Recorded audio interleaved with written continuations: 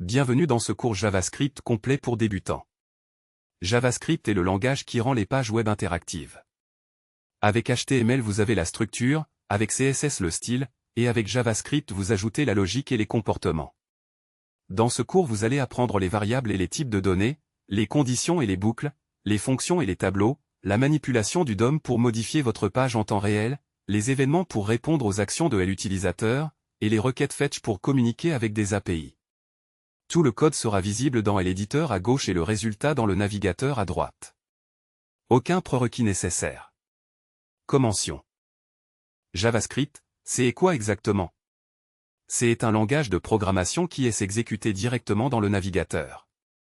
Regardez à l'écran. À gauche, le code JavaScript. À droite, le résultat. Avec quelques lignes vous pouvez afficher des messages dans la console, modifier du texte dans votre page HTML, réagir quand l'utilisateur clique sur un bouton, ou faire des calculs instantanément. Les trois langages du web fonctionnent ensemble. HTML crée la structure, CSS habille cette structure, et JavaScript lui donne vie avec de l'interactivité. Aujourd'hui JavaScript est partout, dans les navigateurs, sur les serveurs avec Node.js, dans les applications mobiles et les applications de bureau. C'est l'un des langages les plus populaires au monde. Les variables sont des conteneurs pour stocker des données. En JavaScript moderne on utilise principalement const et let. Const pour les valeurs qui ne changent pas, let pour celles qui changent. Évitez var qui est l'ancienne syntaxe avec des comportements surprenants. JavaScript a plusieurs types de données. Les strings sont des textes entre guillemets simples ou doubles. Les numbers représentent tous les nombres, entiers ou décimaux. Les booléens sont true ou false, vrai ou faux. Nul signifie l'absence intentionnelle de valeur. Indefinite signifie que la variable existe mais elle n'a pas encore de valeur. Les templates littérales avec les backticks permettent d'insérer des variables directement dans une chaîne de texte avec la syntaxe $accolade. Utilisez typeof pour connaître le type d'une valeur. Les conditions permettent à votre code de prendre des décisions. La structure if-else est la plus fondamentale. Si la condition entre parenthèses est vraie, le premier bloc est exécuté. Sinon le bloc else est exécuté. Vous pouvez chaîner plusieurs conditions avec else if. L'opérateur ternaire est un raccourci puissant sur une seule ligne, condition point des interrogations valeur si vrai 2 points valeur si faux. Pour tester une variable contre plusieurs valeurs, utilisez switch. Attention à toujours inclure break après chaque case. Concernant les comparaisons, utilisez toujours triple égal en JavaScript. Double égal fait une conversion de type qui peut donner des résultats inattendus. Par exemple 5 double égale guillemets 5 guillemets est vrai, mais 5 triple égale guillemets 5 guillemets est faux car les types différents. Les boucles permettent de répéter du code plusieurs fois. La boucle for classique est idéale quand vous connaissez le nombre des itérations. Elle a trois parties, l'initialisation, la condition, et l'incrément. La boucle while continue tant que la condition est vraie. Attention aux boucles infinies, assurez-vous que la condition deviendra fausse. Pour les tableaux, for each est très propre, il prend une fonction de rappel qui reçoit chaque élément. La boucle for of introduite en ES6 est encore plus lisible. Elle parcourt directement les valeurs d'un tableau. Break arrête complètement la boucle. Continue passe à l'itération suivante sans exécuter le reste du bloc. Pour les objets, for in permet de parcourir les clés. Les fonctions sont des blocs de code réutilisables. On les déclarait avec le mot-clé fonction suivi du nom et des paramètres. Le mot-clé return permet de renvoyer une valeur. Vous pouvez définir des valeurs par défaut pour les paramètres. Si l'appelant ne fournit pas l'argument, la valeur par défaut est utilisée. Les arrows fonctions ou fonctions flèches sont une syntaxe raccourcie d'ES6.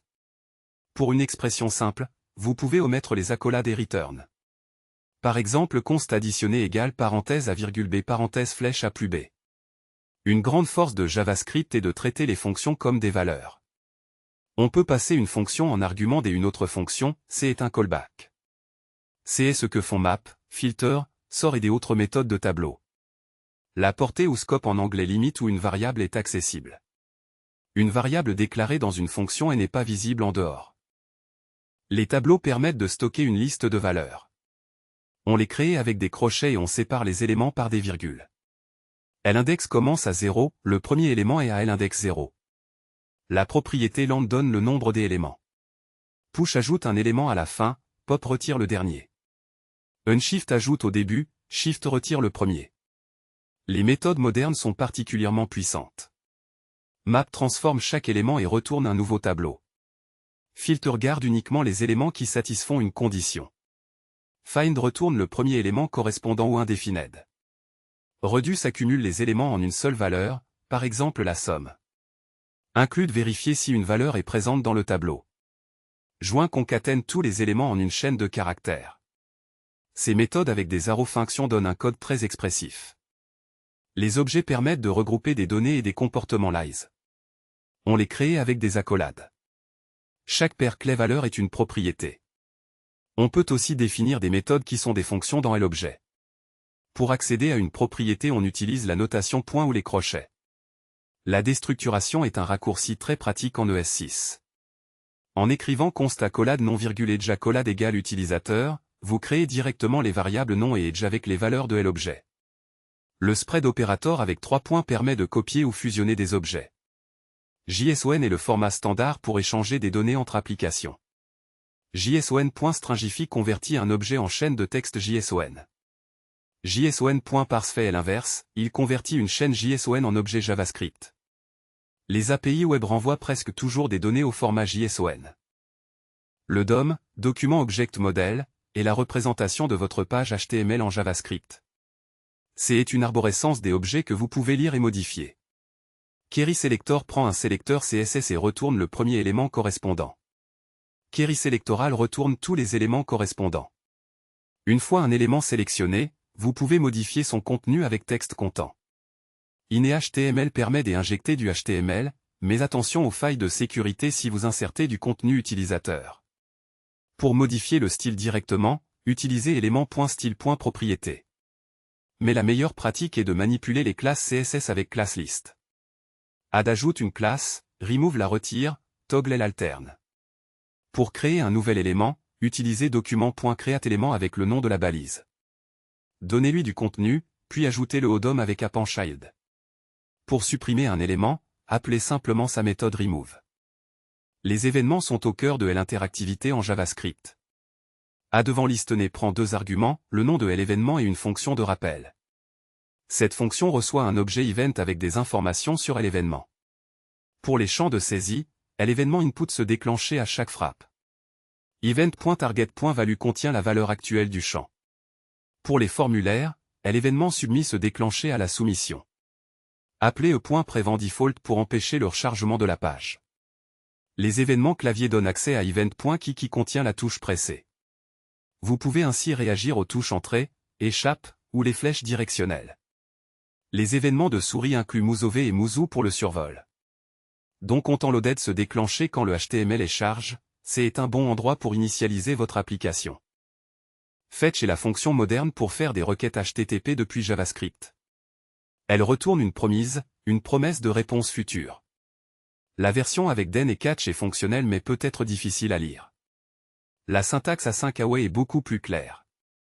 En marquant une fonction avec async, vous pouvez utiliser await à l'intérieur.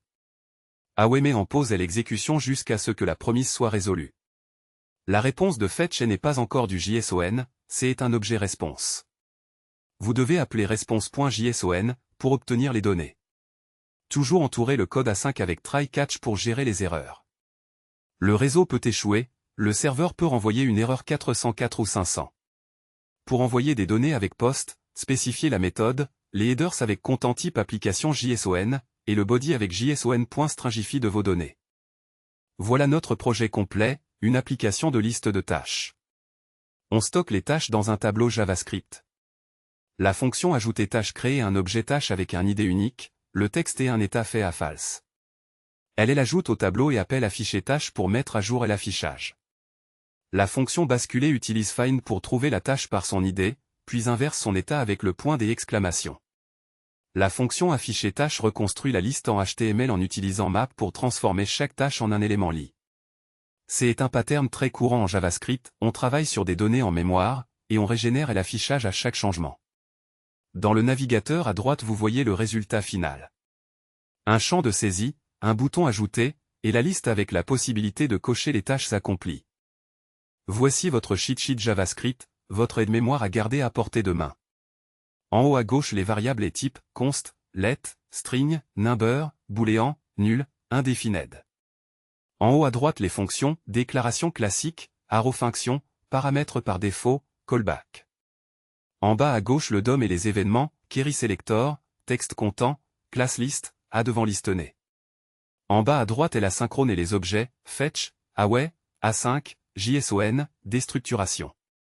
Ces 4 domaines couvrent l'essentiel de ce que vous ferez au quotidien. Imprimez cette page ou prenez une capture d'écran. Pratiquez chaque concept avec de petits exercices.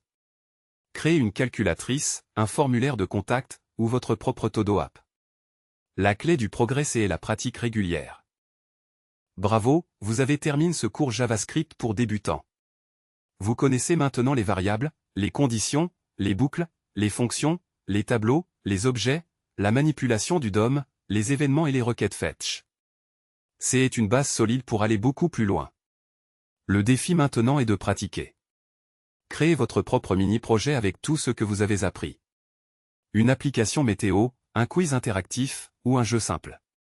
Le prochain cours portera sur React, le framework le plus populaire pour créer des interfaces modernes en JavaScript. Si cette vidéo vous aide, partagez-la avec quelqu'un qui apprend à coder. À très bientôt.